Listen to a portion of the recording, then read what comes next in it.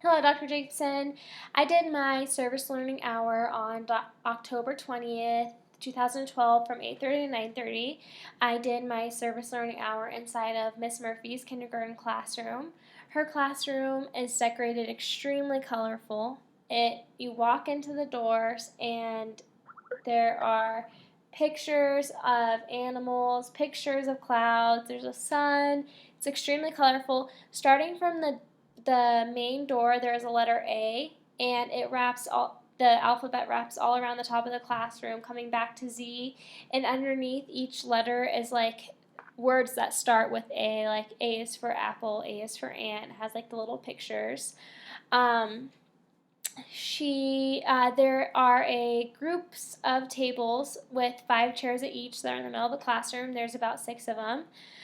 She also has a colored carpet area, which is behind that, and there is a bookshelf that surrounds the carpet area, and a big comfy chair in the front. That's what she likes to call it. On the sides of the carpet, next to this bookshelf, there are puppets, puzzles, and all sorts of coloring tasks around this area. She also has a sink in the back of the classroom and a chalkboard in the front, and then her desk is right in the front corner. So today I observed the entire classroom, but I focused in on one student in particularly. His name is Zane. Um, the kids were doing a picture task where they had to flip pictures over and match them with a word.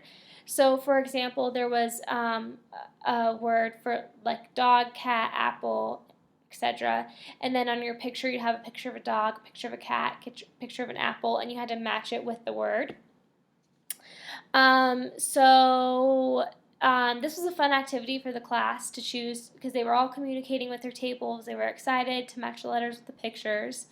Um, Zane, usually every time I've been there, he's very interactive with the class, very interactive with the teacher. He does tasks for her. He works really well. And she warned me before I came in today that they had just gotten new tables and new seats, and that some kids, it was really, really well for them, and others were struggling by sitting around new people. And before, Zane was sitting by 2 little boys, and now Zane was in between 2 little girls.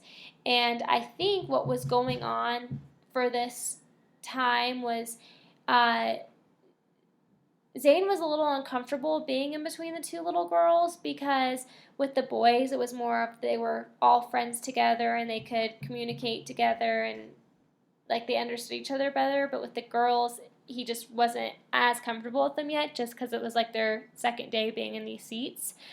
Um, so he just seemed so different today because he wasn't interacting a whole lot with the table and he seemed down. So I came over and sat down and Zane, how are you doing today? Look at what we're doing. It's so fun. Are you excited? And I try to motivate him a little bit more to get interactive with the girls and the rest of the people at the table. And so I started helping the girls like, oh my goodness, look what you flipped over, a cat. Wait, Zane, don't you have a cat? And then he got excited and he was like, yeah, I have a cat. And that made them have something mutually in common, which I thought was really nice to do.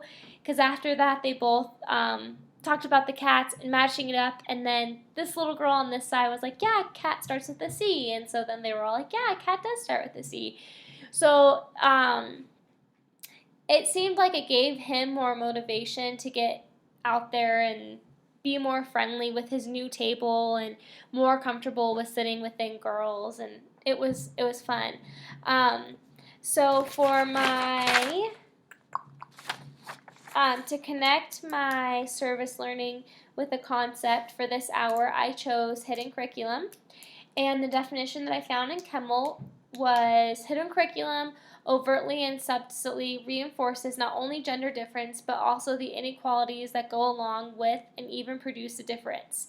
And this was a perfect example for the assignment that the kids were doing today. She gave them basically a game that they could play with their tables. And during that game, they would be thinking, they would be learning words, matching pictures with words, and then working together as a group. And I think that in the kindergarten class, that's really important because kindergartners, so do have really high social skills. They like to interact with each other a lot, but I think more of the interacting that they do isn't about educational stuff, it's about other stuff. And with her applying this educational project into it was it was a really good factor, because not only were the kids thinking together, but they were working together and they were excited about it.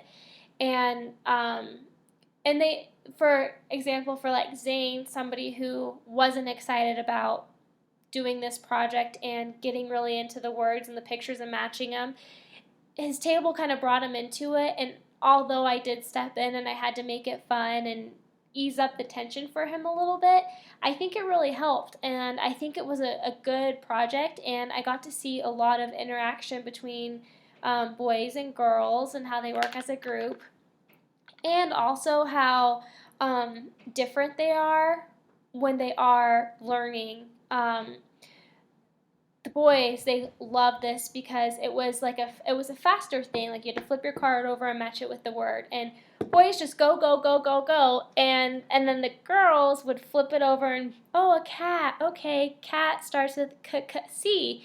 And so with boys, you see them more eager to match it with the word, and then girls, you actually see them, what does cat start with, what does it end with, and matching it together. So overall, it was a really good time, and I learned a lot. So that was my service learning hour for Miss Murphy's classroom. Thank you.